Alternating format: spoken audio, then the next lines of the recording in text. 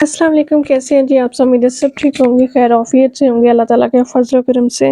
अगर आप अपने दांतों का बेहतरीन इलाज करवाना चाहते हैं और चाहते हैं कि आपके दांत किसी भी तरह के रिस्क में ना जाएं, तो आज की वीडियो आपके लिए बहुत खास है, क्योंकि मैं आपसे शेयर करने जा रही हूँ आइडियल स्माइल डेंटल क्लिनिक से मुतल्लिक अपना पर्सनल एक्सपीरियंस। हम अपने इर्द गिर्द देखें तो अमूमन बहुत से लोग ऐसे होते हैं जो अपने दांतों को मुकम्मल तौर पर इग्नोर कर रहे होते हैं। हालांकि दांत तो अल्लाह ताला की तरफ से अता करदा बहुत ही खूबसूरत तोहफ़ा है हम सब के लिए। जिस तरह आप अपने आप को लगने वाली मुख्तलिफ बीमारियों का इलाज करवाते हैं, मुख्तलिफ डॉक्टरों से मशवरा करते हैं, इसी तरह आपको अपने डेंटल ट्रीटमेंट में भी अच्छे डॉक्टर से ज़रूर मशवरा करना चाहिए और एक डॉक्टर पे कभी भी इक्तफा नहीं करना चाहिए, सेकंड ओपिनियन ज़रूर लेना चाहिए। स्पेशली डेंटल ट्रीटमेंट में मैं आपसे यही कहूँगी कि आपने कभी भी एक डॉक्टर के पास नहीं जाना, आपने मुख्तलिफ डॉक्टर्स को सर्च करना है और उनके क्लिनिक का विज़िट करना है, फिर आपने अपने लिए बेहतरीन डॉक्टर का इंतखाब करना है। मुझे नहायत अफसोस के साथ कहना पड़ रहा है कि हम जिस मुल्क पाकिस्तान में रहते हैं, हमारे यहाँ डॉक्टर अपनी जेब गर्म करने को अवलीन तरजीह समझते हैं। हमारे यहाँ डॉक्टर्स में पेशेंट का मुतमिन होना कितना ज़रूरी है, ये तसव्वुर बहुत ही कम डॉक्टर्स में पाया जाता है। अगर कोई डॉक्टर ये जान ले कि वो डॉक्टर आखिर बना क्यों, डॉक्टर को कैसा होना चाहिए, डॉक्टर के ऊपर कौन कौन सी जिम्मेदारियां आयद होती हैं, डॉक्टर का रुतबा क्या है, डॉक्टर का पेशेंट के साथ सलूक कैसा होना चाहिए, तो मेरा ख्याल है कि कोई इतना भी जान ले तो बहुत सारे मसाइल का हल निकल सकता है। सच कहूँ तो मुझे अपने दांतों के इलाज के लिए बहुत ज़्यादा धक्के खाने पड़े हैं और पाकिस्तान में तो ज़्यादातर ऐसे डॉक्टर हैं जो कि नीम हकीम खतरा जान से लेकर जेब गर्म करना, धोखाधड़ी करने में अव्वल नंबर लेते हैं। डॉक्टर्स को अपने मकाम और काम पर ख़ास तौर पे फोकस करना चाहिए ताकि वो अपने मुल्क और कौम की अच्छे से खिदमत कर सकें। वेल जी, धक्के खाने और खुआरियाँ काटने के बाद finally ideal smile dental clinic से मेरा आर्थो ट्रीटमेंट मुकम्मल हो गया है अल्हम्दुलिल्लाह।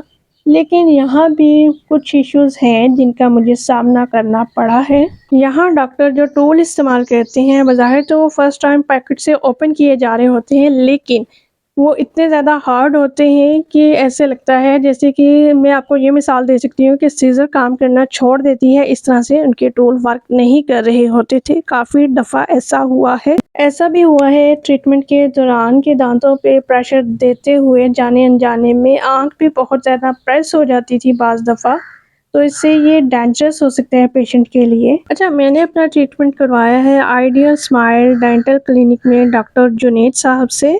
अच्छा, मैं अगर ये कहूँ कि मैं अपने आर्थो ट्रीटमेंट से मुतल्लिक 100% मुतमिन हूँ, तो ऐसा नहीं है। क्यों नहीं है? इसलिए कि मुझे लगता है कि मेरे ऊपर वाले जो दांत हैं उनमें अभी भी स्पेस बाकी है। दरअसल मैं अपने ऊपर के दांतों में थोड़ा सा भी स्पेस नहीं चाह रही थी, वो इसलिए कि जब हम ब्रेसेस रिमूव करवाते हैं तो उसके बाद तो हमारे दांतों ने मूव करना होता है, तो जब दांतों को ज़्यादा स्पेस थोड़ी सी लगेगी तो वो आसानी से ज़्यादा दांत जो हैं ओवरऑल वो दाएं बाएं हिलेंगे। बेशक हमने रिटेनर यूज़ करने हैं, लेकिन उन्होंने हिलना हर हाल में होता है। मेरी सोच समझ के मुताबिक तो इसको अभी चलना चाहिए था और मुकम्मल होना चाहिए था, जबकि डॉक्टर साहब का कहना था कि आपका केस क्लोज़ हो गया है, अभी इसमें मज़ीद गुंजाइश नहीं है। वेल जी, डॉक्टर साहब का कहना था कि 95% तक आपका केस क्लोज़ है, लेकिन मुझे ये था कि 100% तक क्लोज़ हो जाए। 100% करना मुश्किल होता है, थोड़ा सा परफेक्शन लेके आना मुश्किल है सबके लिए, लेकिन अल्लाह ताला पे भरोसा रख के कोशिश ज़रूर की जा सकती है। अच्छा, मेरी जो सोच थी वो भी मैंने आपसे शेयर कर दी है और डॉक्टर साहब से मैंने कोशिश की थी कि वो इस बात को समझें, लेकिन वो नहीं समझे। तो उम्मीद करती हूँ आज की वीडियो भी आपके लिए मददगार रही होगी। तो अगर कोई सवाल है आपके दिमाग में तो ज़रूर कमेंट सेक्शन में पूछ सकते हैं। अपना और अपने प्यारों का ढेर सारा ख्याल रखिएगा। अल्लाह हाफिज़।